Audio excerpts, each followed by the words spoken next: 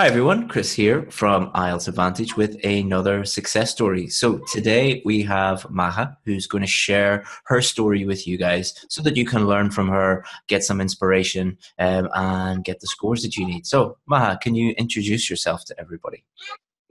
Hi, Chris. Good afternoon. My name is Maha, and I'm from Sudan. I'm a doctor, and I'm a pediatrician, actually. So I've been struggling with IELTS for a long time, like since 2014. Excellent. So let's talk a little bit about your struggle with IELTS. So you said you've been doing it for 4 years now. Can you share a little bit more about your struggle with the IELTS test? Yeah. So I needed to pass the IELTS because it's a requirement to register with the General Medical Council in UK, and it has been my dream since I have done my the Royal College for Pediatric exam to come to the UK and improve my career and improve myself. But this has been the big hurdle in my way. Mm-hmm. So since 2014, I sat for the first time, and that was in Saudi Arabia. At that time, I was working at that place. I have studied on my own, and it was all the other sessions were pretty good. My only problem was with writing. Like in speaking, I usually get 7.5. In reading, I always get an 8. In listening, I always get an 8. But always in writing, I get 6. I was stuck in 6. And for the General Medical Council registration, I needed to get an overall of 7.5 and 7 in each section. Mm-hmm. So the writing was holding me back. Mm-hmm. Okay. So then I had another trial next year, 2015. I'm the type of person who, when who gets failure, it really sets me back. Like I Okay. don't do frequent trials, and every month or every 2 months is like some other candidates. Mm-hmm. For example, I do a trial once per year. So this is what used to happen in 2014. One trial failed. 2015, one trial failed. 2016, one trial failed. 2017, another trial failed. Then in 2018, I really thought like I had to push myself more. I cannot do it like once per year. You have to study more. And this is when I joined Bell's Academy, and it has pointed me to where the defect is. Mm-hmm. When I attended 2 other courses before I attended Bell's course. The first course was in Sudan. It was by one of the IELTS teacher, and he did point me to some direction, but still I couldn't find where I was wrong. Mm-hmm. Why couldn't I get this 7 that I was looking for? So then I had another course when I came to Dubai. I'm working in Dubai for the last 3 years, and that teacher was really good, but also still I couldn't find what's wrong with me, because whenever I'm practicing in the classroom, like I was like one of the top students in the class, always getting things done. When he's marking my essays, he's always telling me you did great, your ideas are fine. I didn't know what was wrong really. So then I discovered Pulse Academy on Facebook. Like The VIP course, yeah? Yeah. I attended one of these free blogs or free videos about, maybe it is task 1, which is bringing you down, not task 2. So it was very interesting when I attended that. And it seemed, I seem to be writing a lot of non-significant stuff in task 1. Also, task 2, there is also a lot of things that I discovered I was doing wrong when I joined the course later and went through all the 12 modules in task 1 and then the 12 modules in task 2. It was really informative. It was really good. I think that's the main difference. A lot of students say that the main difference between our VIP course and other courses is we tell you exactly what's wrong and exactly what to do.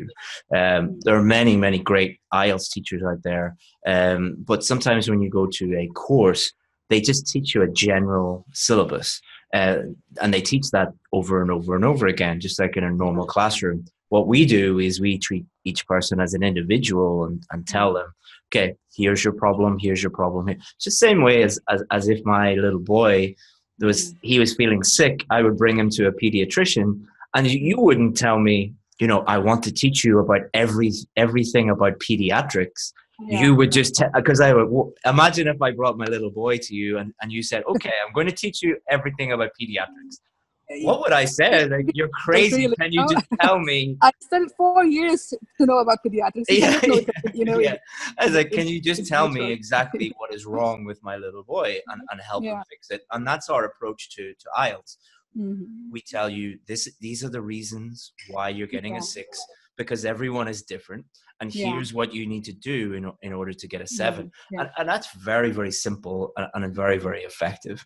So Exactly. let's talk about the specific things that you needed to work on. Can you share with people what I helped you with? What Yeah. things were keeping you back? But first thing in task 1, I discovered that I didn't like I used to write a good introduction, Mm-hmm. and but I didn't know how to write an overall paragraph. Mm-hmm. Okay, so that was completely new information for me, and that was really helpful. Like, it helped you in you know categorizing things, planning them in a proper way. So that was really great.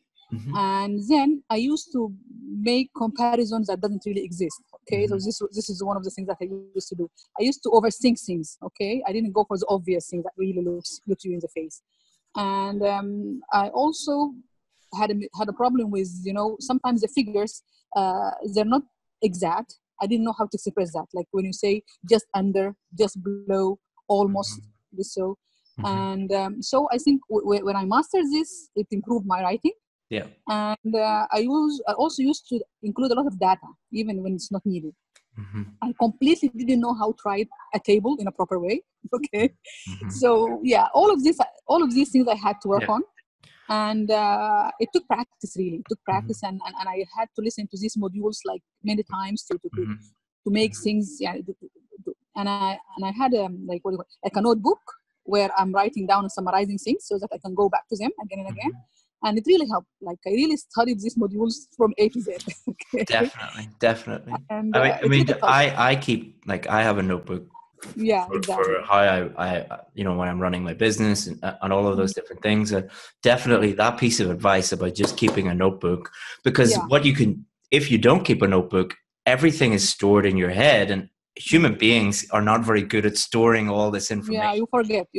You forget, so you can go back and you can review your notes, and you can it makes everything much, much easier. But to go back to your points that you were making about task 1, you're talking about you didn't know how to write a good overview, you were overthinking things, you were making comparisons that weren't there, you weren't writing accurate information, you were including too much data. If you do that, you're not going to get a 7.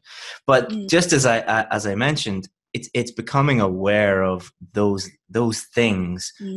Everyone is different, but becoming okay, I this reason, this reason, this reason, this reason, fix this, fix this, fix this, fix this. Exactly the same way as if my little boy, like, he went to the dentist a few days ago, and some of his teeth are not very good because we give him too many sweets. What's the solution to that? Don't eat sweets. It's very simple things that you can do to help yourself fix these problems. So that's great. And what about task 2? Well, task 2, I found out that I'm able to generate ideas regarding the topic itself, but I used to include too many ideas, so I didn't develop the idea adequately. Okay, so then I went with the after that I tried to adopt the appropriate approach, where you say the point, P, example, and explanation. Okay, so when I went through that, I was able to develop my ideas in a good way. And I just, as you said, you stick to one idea and explain it in a proper way. So that's it. Instead of including 3 ideas and not explaining them fully, so just one idea and explain it fully.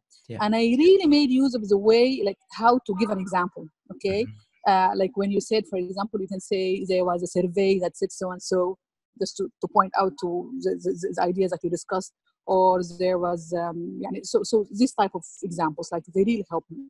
Yeah, definitely. I mean, that's what an essay is. An essay is, here are my ideas, here are my points, and then developing those ideas, explaining how it answers the question. And I think that simple thing is that what a lot of people think an essay is just lots and lots and lots of ideas. it's not that. It's a limited number of ideas, and you fully develop those ideas by explaining how it answers the question, supporting them with evidence, because then you're demonstrating that you know how to write an essay, because that's what an essay is essentially. Here are my ideas. Here's what I think. You know, so you know, and again, it was the thing that I was completely getting wrong. Like I used to just think it, have 101 idea, and just mention 3 ideas supporting, 3 ideas against, and that was completely chaotic, all over the place. I know, and it's so frustrating for someone like you. You're a very intelligent woman. Your English is great, but because no one told you these things, then you're failing for 4 years. Again, you know, really. and you don't need to. You know, you could, if you met me 4 years ago, you would be in London already. You know, and this is what I just told myself. Like I finally got my result this September. Oh, what if I could have gotten it like in 2014? That means I would have already like progressed 4 years in my career. But anyway, no regret. Now well, you know, maybe you could have moved to London and something bad would have happened, you know, or something like that. So what advice would you give someone in a similar situation to you who, you know, you mentioned that failure really sets you back, and you know, some people we work with, you probably see in the VIP group, they fail and they just immediately see that as a positive thing and do the test again. Other people need to take, you know, a few months off or a few weeks off, because it really does affect them emotionally. What advice would you give to someone who has maybe failed, like they got the results recently? What would you advise them to do? Well, if they're the type of personality like me who like need to have time to adjust to failure and then to push themselves again, okay, give yourself the time, okay, but don't allow yourself to cry for a long time. Try to pick yourself up quicker. Maybe allow yourself one month of moping around and then push yourself back, okay? And the thing that really makes you come back and push yourself is when you think about why do you want to pass your IELTS, okay? If you think about your goal, if you think like, okay, I've wasted, for me, I've wasted 4 years of my life, but things happen that maybe that distracted me, and then I didn't get it. But then when I concentrated my efforts, and in 1 year I did 3 trials, in the end I got it, okay, like 2018. So why don't you push yourself instead of wasting a whole year and just doing 1 trial? Push yourself more, encourage yourself more, think about your goal, your aim. Exactly. And this is the thing that really leads you on. You might have seen me talking about that in the group, about your why. Why do you do this? Like, so my why is my little boy.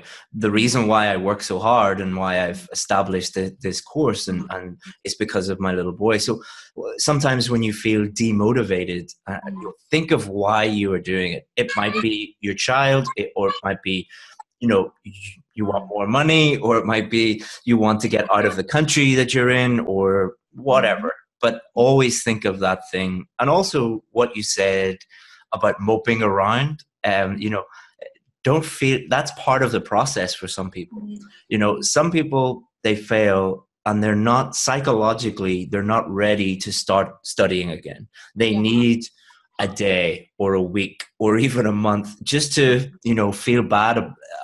And then they can go again. What the problem is for some people is they might have parents who are telling them, or a husband or a wife, study again. Sometimes you need that time just to be like, okay, I failed. Let's cry about it, or let's do, you know, think about something else, and then you can get going. Don't try and force yourself just after. Sometimes you have to have your time off of trying to, you know, adjust to the failures, think and motivate yourself again. You need to take this time. I think everybody's different. Some people, it's beneficial that they immediately go and attack it again. Other people need, you know, 1 day off, 1 week off, and then they can go again.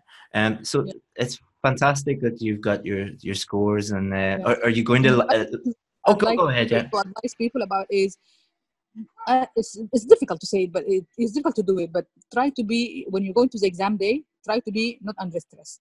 For me, I think the thing that really worked, I did my training and everything, but when I entered that exam, I was completely unstressed. Okay, why? Because like I just went in to get 4. I wasn't going in to pass the writing or anything. For the visa, I just need to have a total score of 4, and that's it. Mm-hmm. I'm the one who gets 8 and 7.5 in other things, and even in the writing, I get 6. So, khalas, I can go and get this 4 with my eyes closed, okay? So I was completely at ease, and surprise, surprise, finally I got the 7 in writing that I've been running out, behind. Yeah, I think for 4 years. Really. if you go into the test thinking I need a 7 or I need an 8, that puts a lot of pressure on you. Yeah. But if you go into the test and just like, okay, I'm going to write a good essay, or I'm going to write a good task 1, or break it down even further. You know, let's say you look at the question. Okay, I'm going to generate ideas. I'm going to plan my essay. I'm going to write a good introduction. I'm going to write a good main body. I'm going to write a good conclusion. I'm going to check my work. You know, do it. Don't see it as this big goal. Like if you're standing at the bottom of a mountain, the mountain looks very, very daunting. But if you just take one step at a time, it does help with stress. So are you moving to London now? Is it London or another part of the UK? No, it's in London, inshallah. In December, I'll be going there, inshallah. December? Hopefully, yeah, in December. Excellent. Have you a job already? Yeah, I have a job already waiting for me. Yeah. Excellent. That's great. So very, very happy for you, and best of luck in December. Will you be there for Christmas? No, for the New Year, probably. For the New Year. Okay, yeah. Hopefully maybe the Christmas lights and everything will still be up. Your kids will love it. You have kids, yeah? Not yet. Not yet? No. Okay. So maybe hopefully in the future. Thank you very much, Maha. And if you need anything when you get to London, feel free to get in touch. Thank you very much, Maha. Chris, really appreciate it. Thanks. Bye. Bye.